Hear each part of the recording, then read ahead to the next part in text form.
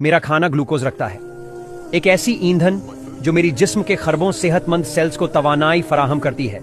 लेकिन यही ग्लूकोज एक और चीज को भी जिंदा रखती है, वो हैं ज़ॉम्बी सेल्स, पुराने खराब सेल्स जो अपनी कुदरती उम्र से ज्यादा जी रहे हैं। ये सिर्फ फजुल नहीं है, बल्कि ये जहरीले मादे छोड़ते हैं जो मेरे जिस्म के सेहतमंद सेल्स को नुकसान पहुंचाते हैं। यही अमल वो है जिसे हम बुढ़ापा कहते हैं। झुर्रियां, गठिया, कैंसर और डिमेंशिया सब इसी वजह से होते हैं। लेकिन जब हम रोजा रखते हैं तो ग्लूकोज की फराहमी कम हो जाती है।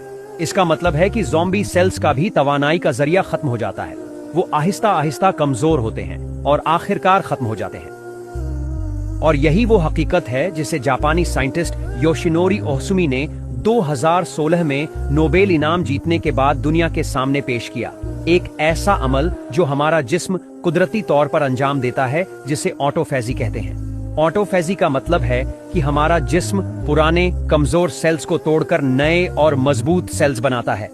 ये एक कुदरती मरम्मत का निजाम है जो सिर्फ रोजा रखने से मुतहर्रिक होता है। और कुरान में अल्लाह ताला फरमाते हैं, और अगर समझो तो रोजा रखना ही तुम्हारे हक में बेहतर है। सूरह अल बकरा आयत 184। लेकिन अगर तुम गौर करो तो ये इल्म आज का नहीं है।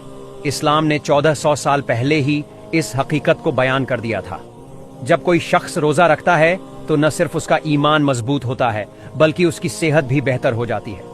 कुरान का हर हुक्म सिर्फ रूहानी फायदे के लिए नहीं, बल्कि इसके पीछे एक जबरदस्त साइंसी हिकमत भी पोशीदा होती है।